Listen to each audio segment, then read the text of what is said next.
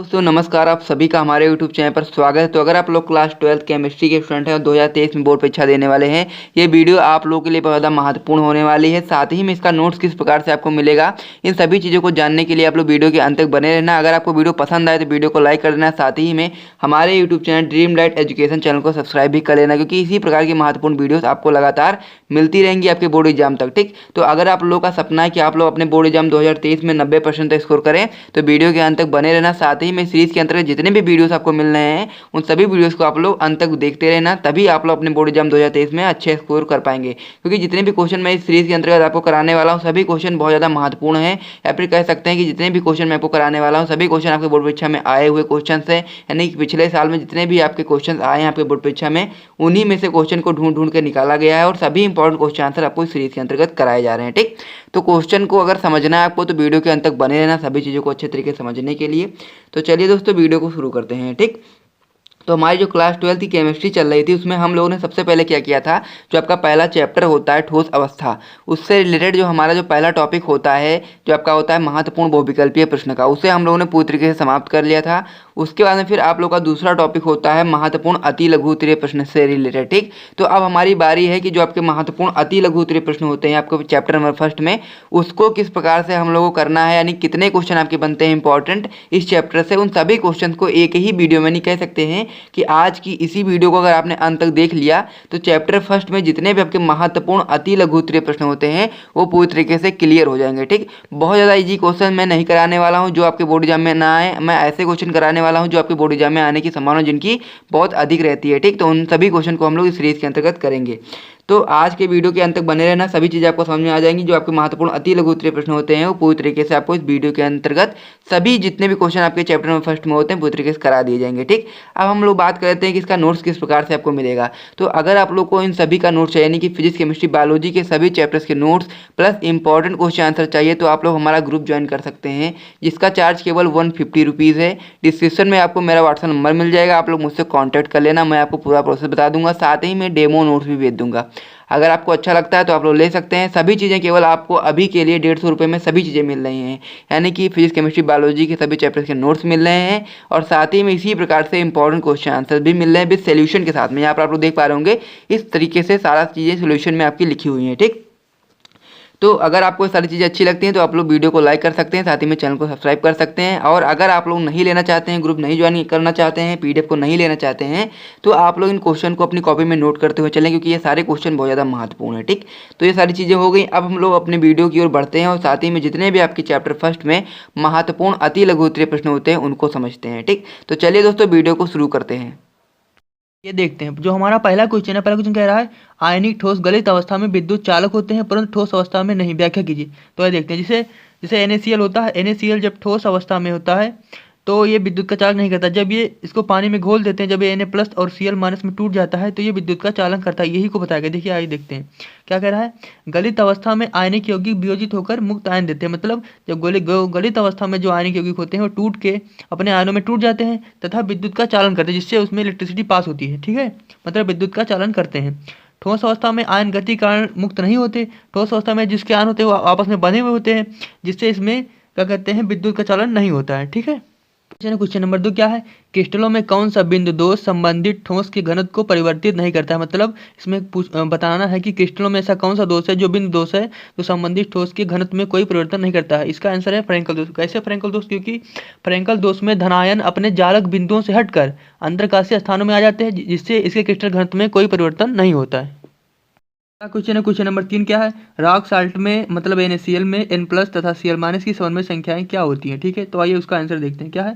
Rock salt यानी NaCl में Na+ तथा Cl दोनों की आयनों की समन्वय संख्याएं 6 होती हैं। मतलब NaCl की जो आयन होते हैं उसमें जो समन्वय संख्याएं होती हैं वो 6 होती हैं, दोनों की, Na+ की भी और Cl- की, दोनों की अलग अलग 6 होती हैं। क्वेश्चन नंबर 4 क्या कह रहा है, साधारण नमक शुद्ध सफ़ेद की जगह कभी कभी पीले रंग का दिखाई देता है, क्यों। यही बताना है कि जो साधारण नमक होता है वो शुद्ध सफ़ेद की जगह कभी कभी पीले रंग का दिखाई देता है। तो इसका आंसर आइए देखते हैं क्या है। NaCl में पीला रंग धातु आदि के दोष के कारण होता है, मतलब जिसके कारण इसमें क्या हो जाता है, आगुमित इलेक्ट्रॉन ऋणायनिक रिक्तियों को भर देते हैं। आगुमित इलेक्ट्रॉनों द्वारा भरी ऋणात्मक रिक्तियों को यह केंद्र कहते हैं। ये इलेक्ट्रॉन उत्तेजित होने के कारण प्रकाश से ऊर्जा का अवशोषित करते हैं, जो क्रिस्टल को दिखने में पीला बना देता है, क्योंकि जो एफ सेंटर्ड इलेक्ट्रॉन होते हैं ये जो प्रकाश से ऊर्जा आती है उसको अवशोषित कर लेते हैं, जिससे कारण क्रिस्टल में जो दिखने में होता है वो हल्का पीला दिखाई देता है। अगला क्वेश्चन नंबर 5 क्या है? एक आयनिक ठोस के फलक केंद्रीय घनीय सेल के कोर की लंबाई 508 पिकोमीटर है। यदि धनायन की त्रिज्या 110 पिकोमीटर है तो ऋणायन की त्रिज्या ज्ञात कीजिए। मतलब यह एक आयनिक ठोस है, फलक केंद्र मतलब FCC हुआ है।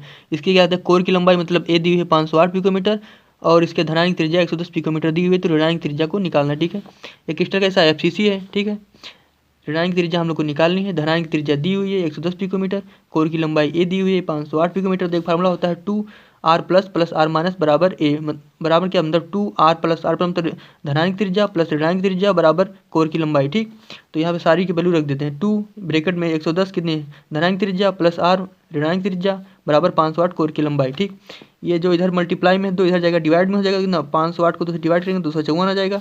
ये कितना 110 प्लस r माइनस है मतलब ऋणायन की त्रिज्या है। ठीक है, तो r माइनस के इधर ये प्लस में 110 इधर जाएगा माइनस में हो जाएगा 254 माइनस 110 हो जाएगा। तो आप इसकी जो वैल्यू निकालेंगे तो कितना आ जाएगा 144 आ जाएगा आंसर।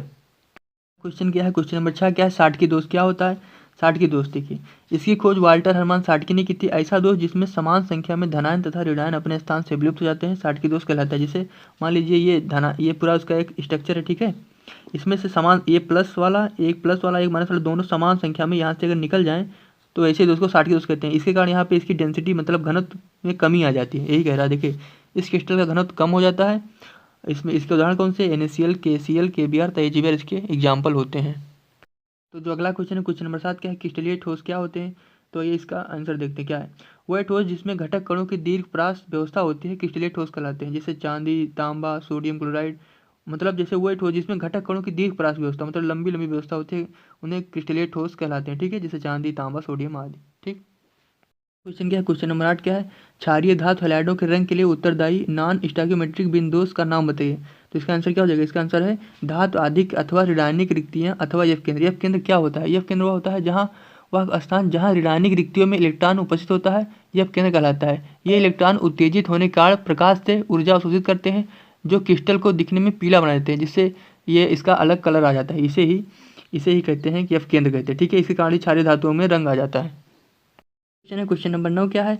सहसंयोजक ठोस से क्या अभिप्राय है? तो इसका आंसर देखते हैं। ठीक है, जिन ठोस के क्रिस्टल जालक परमाणु से मिलकर बने होते हैं, मतलब जिनके जो क्रिस्टल जालक होंगे वो सहसंयोजक के जो क्रिस्टल जालक होंगे वो परमाणु से मिलकर बने होंगे, उन्हें ही सहसंयोजक ठोस कहते हैं। इसके जो एग्जाम्पल है हीरा, ग्रेफाइट, सिलिका इत्यादि के जो मतलब जो ठोस है इसके जो क्रिस्टल जालक होंगे वो परमाणु से मिलकर बने होंगे। ठीक है, इसे ही सहसंयोजक ठोस कहते हैं। क्वेश्चन है क्वेश्चन नंबर 10 क्या है? आयनिक ठोस की परिभाषा दीजिए। आयनिक ठोस क्या होता है? जिन ठोस क्रिस्टल जालक धनायन तथा ऋणायन से मिलकर बने होते हैं वो आयनिक ठोस कहलाते हैं। जैसे सोडियम क्लोराइड, धातु ऑक्साइड, धातु सल्फाइड, जैसे ये है NaCl है, Na प्लस Cl माइनस दोनों मिलकर बने हैं तो यही होगा आयनिक ठोस हो गया। ठीक है, जैसे इसमें कहा भी रहा है जिन ठोस के क्रिस्टल जालक धनायन और ऋणायन से मिलकर बने होते हैं वो आयनिक ठोस होते हैं। जैसे सोडियम क्लोराइड हो गया, धातु ऑक्साइड हो गया, सल्फाइड हो गया और बहुत सारे एग्जाम्पल होंगे इसके। क्वेश्चन है क्वेश्चन नंबर 11 क्या है? रिक्तिका को परिभाषित कीजिए। रिक्तिका क्या होती है? धातु परमाणुओं अथवा आयनों को जब क्रिस्टल में संकुलित किया जाता है तब इनके मध्य उपस्थित स्थान रिक्तिका कहलाता है। मतलब जैसे किसी भी धातु परमाणु को जब क्रिस्टल में बनाया, जैसे मान लीजिए 2 क्रिस्टल बन रहे हैं, ये पूरा इसका स्ट्रक्चर बनना है तो इसके बीच जो ये स्थान बचता है यही होता है रिक्तिका। मतलब धातु परमाणु अथवा आयनों को जब क्रिस्टल में संकुलित किया जाता है तो उनके मध्य जो स्थान होता है वही रिक्तिका कहलाता है। सिंपल सा है। क्वेश्चन नंबर 12 क्या है? एक लवण का नाम लिखिए जिसमें AgCl मिलाकर धनायन रिक्तियाँ उत्पन्न की जाती है। मतलब एक लवण का नाम बताना है जिसमें AgCl जाने पर धनायन की रिक्तियाँ आ जाए। जैसे इसमें इसका आंसर क्या है? SrCl2 या CdCl2। SrCl2 क्या होता है? SrCl2 होता है Sr प्लस प्लस और 2Cl माइनस, ये होगा क्या? ये होगा SrCl2। ठीक है, इसमें देखिए ये एक SrCl2 2 क्लोरीन को बैलेंस कर रहा है, जबकि AgCl के पास क्या एक ही क्लोरीन है, तो एक को बैलेंस करने का नहीं, इसके पास एक पॉजिटिव एक स्थान बचेगा, इसलिए इसमें जो पॉजिटिव रिक्तियाँ आ जाएंगी। ठीक है, अगला क्वेश्चन देखते हैं। अगला क्वेश्चन क्या है? क्वेश्चन नंबर 13 है फ्रैंकल एवं साटकी दोनों दोष प्रदर्शित करने वाला यौगिक का नाम लिखिए। ये होगा AgBr, ये एक्सेप्शन है। दोनों ये जो AgBr होता है वो फ्रैंकल और साटकी दोनों दोष प्रदर्शित करता है। ठीक है, क्वेश्चन है क्वेश्चन नंबर 14 क्या है? कांच को अतिशीतित द्रव्य क्यों कहा जाता है?